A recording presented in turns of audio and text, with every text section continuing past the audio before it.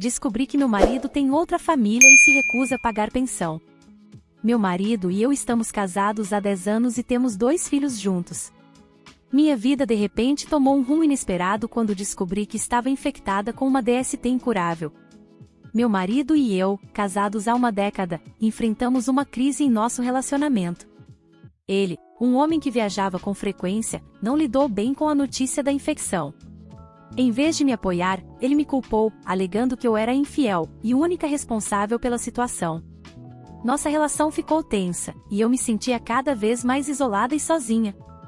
Eu era uma mulher dedicada ao lar, sabia que essa doença não foi contraída por mim, e ele também sabia disso. Eu acredito que essa foi uma maneira de arrumar desculpas para suas traições. Em busca de apoio e conselhos, comecei a participar de grupos de mães no Facebook, onde compartilhamos experiências e histórias engraçadas sobre a maternidade. Foi em um desses grupos que algo inesperado aconteceu. Uma mãe compartilhou de forma humorística que estava planejando dar um chá laxante ao marido, para impedi-lo de ir a um jogo de futebol no dia seguinte. Os comentários ficaram cheios de risadas e zombarias, mas um detalhe me chamou a atenção: a foto do perfil de uma mulher com meu marido. Fiquei intrigada e comecei a investigar. Logo descobri que meu marido tinha um segundo perfil, com um nome e sobrenome diferentes, e estava casado com outra mulher, embora o casamento deles não fosse válido oficialmente. Eles até tinham um bebê juntos, que tinha cerca de 14 meses. Decidi confrontar a outra mulher, que ficou chocada ao descobrir que meu marido era casado comigo. Foi aí que entendi o motivo pelo qual meu marido me culpava de ter contraído essa doença. Ele era infiel, e mantinha relações íntimas com mulheres nas viagens que fazia a trabalho, além de ter 2 esposas. Decidi que era hora de buscar justiça, e contratei um advogado. Juntando todas as provas, entrei com o processo de divórcio, pois meu marido havia saído de casa para morar com ela, e ele se recusava a pagar pensão alimentícia para nossos filhos. A situação era complexa, e eu me sentia sobrecarregada não apenas pela infecção, mas também pelos desafios legais e familiares que enfrentava. No entanto, encontrei apoio no grupo de mães do Facebook, onde muitas pessoas me deram conselhos e incentivo. Enquanto meu processo de divórcio seguia seu curso, a questão da pensão alimentícia para as crianças era um ponto crítico. Meu ex-marido continuava a se recusar a pagar, alegando que tinha outro filho para sustentar e ameaçando buscar o pagamento mínimo, mesmo que isso significasse deixar o emprego. No entanto, a lei estava do nosso lado, e meu advogado estava determinado a garantir que meus filhos recebessem o apoio financeiro de que precisavam. Após uma batalha legal, finalmente conseguimos um acordo justo que assegurava que minhas crianças recebessem a pensão alimentícia adequada para o seu bem-estar e crescimento saudável.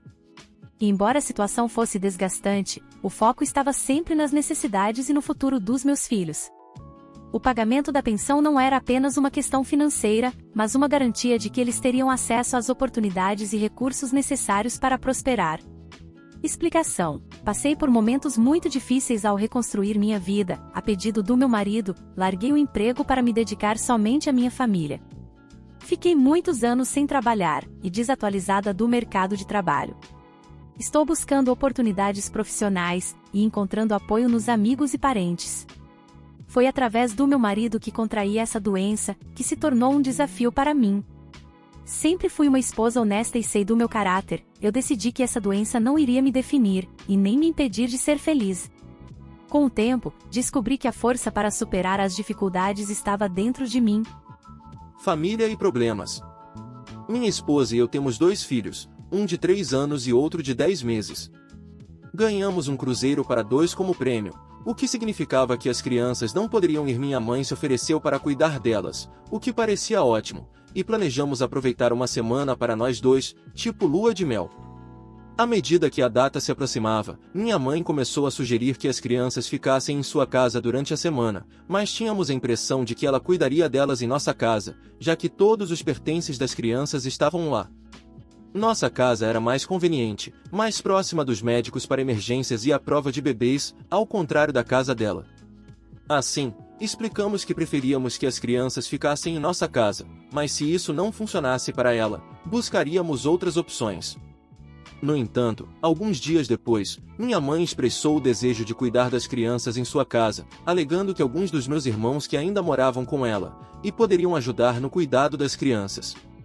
Vale destacar que esses mesmos irmãos já demonstraram que precisam de orientações sobre como interagir com crianças pequenas, a ponto de não nos convidarem para o dia de ação de graças. Optamos por buscar apoio de outras pessoas que conhecíamos, gostávamos e confiávamos, em vez de contar com o apoio de minha mãe. Quando chegamos ao navio para nossa viagem, mostramos a minha mãe onde estavam todas as coisas das crianças e revisamos os alimentos e lanches. No entanto, ela parecia mais interessada em brincar com as crianças, do que em se familiarizar com a organização dos itens. No primeiro dia no navio, minha esposa fez uma videochamada para ver como as crianças estavam, mas minha mãe pediu que ela não ligasse novamente durante a viagem, alegando que isso poderia causar saudades às crianças. Minha esposa não me contou sobre essa parte da conversa imediatamente. Mais tarde, ligamos novamente para minha mãe. Para nossa surpresa, ela estava em sua casa com as crianças. Era visível que havia roupas e acessórios infantis novos ao fundo. Quando perguntamos o que aconteceu, ela nos disse que estava doente, e acreditava que tinha uma infecção no ouvido. Ela estava se sentindo muito mal, e só conseguiu ligar para um dos meus irmãos, que morava a mais de 2 horas de nós, para que ele pegasse as crianças, e as levasse para a casa dele. Isso nos deixou muito preocupados, pois colocou nossos filhos em risco. Nossa principal preocupação era porque ela não chamou as pessoas que ofereceram ajuda, e estavam a apenas 10 minutos de distância em caso de emergência. Agora, nossos filhos estavam a 1h30 de casa, e não sabíamos o que estava acontecendo. Quando confrontamos minha mãe, ela começou explicando que estava realmente doente. Embora nunca a tivéssemos acusado de não estar doente, questionamos suas decisões. Ela se recusou a se justificar para nós, afirmando que não era sua obrigação cuidar dos nossos filhos. Pedimos que ela trouxesse imediatamente as crianças de volta para casa, já que outros cuidadores estavam prontos para ajudar. Ela os deixou com os novos cuidadores de forma rude, e ficou emburrada assim que percebeu que as crianças estavam seguras. Eu enviei uma mensagem para ela, expressando que claramente ela não respeitava nossa autoridade como pais, independentemente de quantas crianças ela já tivesse criado. Ela não foi obrigada a cuidar das crianças, somos muito gratos, mas isso não dá o direito de tomar decisões sem nos consultar antes. Ela não respondeu com um pedido de desculpas, apenas disse que não percebeu que suas ações estavam tão fora dos padrões esperados, e que reconhecia que os pais têm suas próprias regras. Não houve um pedido de desculpa genuíno em sua resposta. Como resultado, bloqueamos ela nas redes sociais e não mantivemos contato desde então. Não sei se fomos exagerados, mas tudo tem limites. Ela insultou meus filhos, então expus suas mentiras. Minha cunhada é aquela mãe que sempre se preocupa com os filhos dos outros. Ela frequentemente menciona como os filhos dela são mais inteligentes, mais altos, mais rápidos, e assim por diante, do que os filhos dos amigos. Ela até exagerou dizendo que seus filhos faziam xixi mais vezes do que os filhos das amigas quando eram bebês, haha. A situação piorou quando tive gêmeos. De repente, tudo se tornou uma competição, na qual os filhos dela sempre saíam vencedores. Uma das minhas filhas rolou pela primeira vez aos 4 meses, enquanto o filho dela fez isso com apenas 1 semana de vida. Nossas gêmeas deram os primeiros passos por volta dos 13 meses, mas a filha dela já estava correndo aos 4 meses, embora tenha começado a andar por volta dos 16 meses. Ela até alegou que seus filhos tinham nascido com um peso maior do que o recém-nascido mais pesado dos Estados Unidos. É estranho que ela sinta a necessidade de contar mentiras tão evidentes, especialmente para pessoas que sabem que ela está mentindo porque estavam presentes quando seus filhos eram pequenos.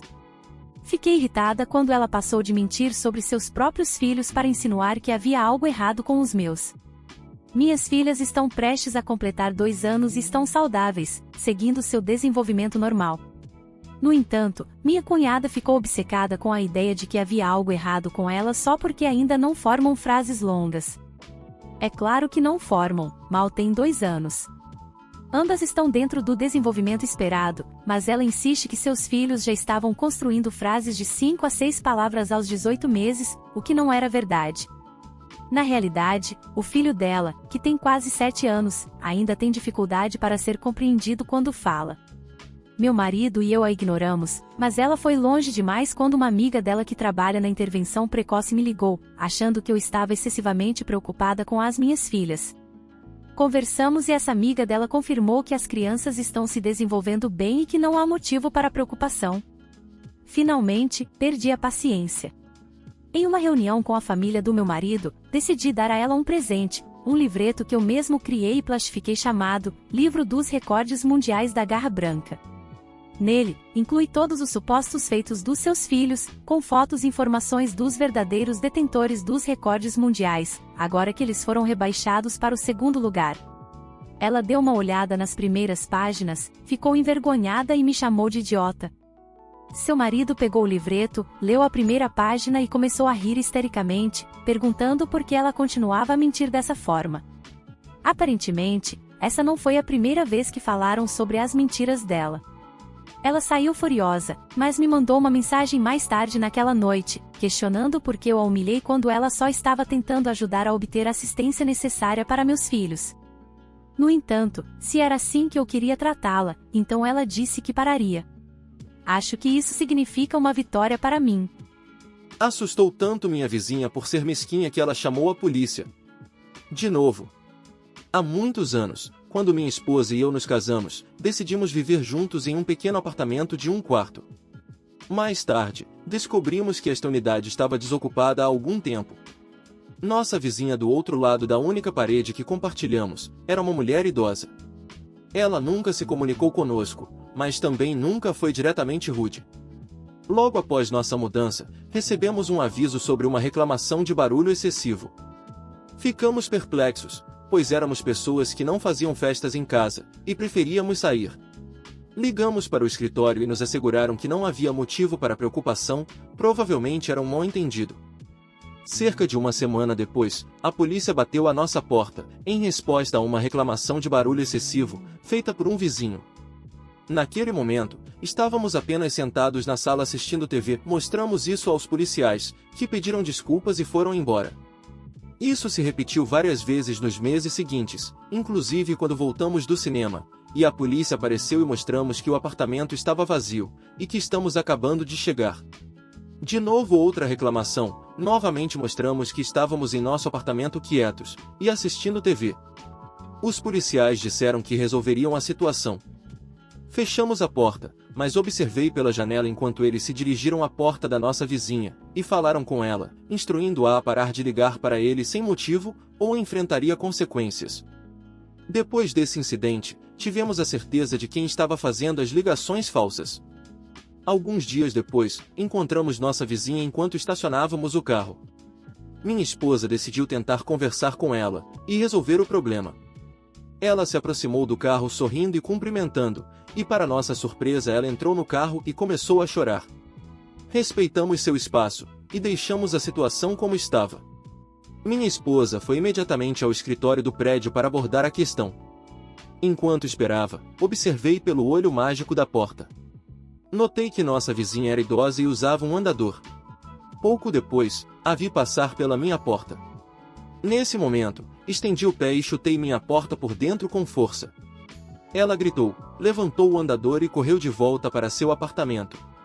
Após alguns minutos, peguei meu aspirador e comecei a usá-lo como desculpa, sabendo o que viria a seguir. Como era de se esperar, alguns minutos depois, a polícia apareceu à minha porta, e felizmente, eram os mesmos policiais de antes.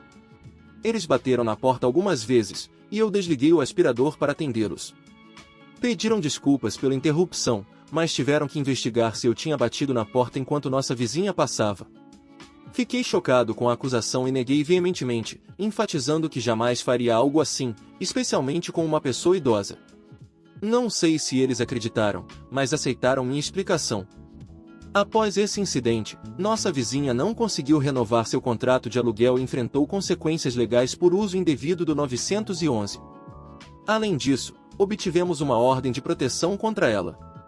Eu reconheço que minhas ações foram mesquinhas, impensadas, mas naquele momento, eu estava extremamente frustrado. Embora às vezes me arrependa, não faria a mesma coisa novamente. Sou errada por isso? Meu marido, M40, e eu, F38, temos bons empregos. Desfrutamos de carreiras sólidas. Investimos muitos anos tentando conceber filhos, mas eventualmente chegamos à conclusão de que isso não será possível para nós. Agora, somos uma família com 2 salários e 100 crianças. Por outro lado, minha irmã se tornou mãe solteira de 2 filhos aos 26 anos. Nunca se casou, os filhos têm pais diferentes, e ambos partiram sem dar uma ajuda na criação. Pouco tempo depois, ela conheceu um pai solteiro com um filho, totalizando 3 filhos na casa. Nem pensou direito e casou-se com ele rapidamente. Desde então, eles tiveram mais 2 filhos, totalizando 5. Recentemente, ela anunciou que está grávida novamente. Ela não está empregada, enquanto ele trabalha muitas horas e não tem tempo para ajudar em casa, o que é compreensível. Agora, meus pais e minha irmã estão me pressionando para financiar uma babá para meus sobrinhos e sobrinhas. Eu expliquei a eles que minha irmã fez suas escolhas, então por que eu deveria comprometer minhas economias? Eu paguei minha própria educação, e economizei ao invés de gastar muito. Minha irmã argumenta que meus sobrinhos e sobrinhas são a coisa mais próxima que tenho de filhos, e que sou egoísta por priorizar meu cachorro e gato.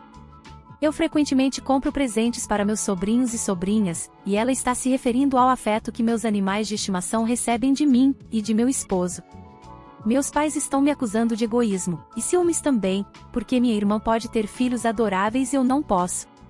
Acredito que filhos requerem atenção de várias formas, inclusive financeira, então por que não refez o orçamento antes de ter vários filhos? Não posso ser responsável pelas decisões dela. Estou errada por não contribuir com o pagamento da babá para os filhos da minha irmã? Oh meu Deus, agradeço por suas palavras gentis. Meus pais estão auxiliando nas tarefas domésticas e no cuidado com as crianças. 2 dos filhos dela têm necessidades especiais significativas, então com a chegada do novo bebê, e o caçula atual, que nasceu em dezembro, ela acredita que precisa de mais ajuda, e acredita que é minha responsabilidade contratar essa ajuda, por um período indefinido. Deixe seus comentários dos relatos contados, sua opinião é muito importante. Muito obrigado por assistir, deixe seu comentário e lembre-se de se inscrever no canal para assistir novos vídeos.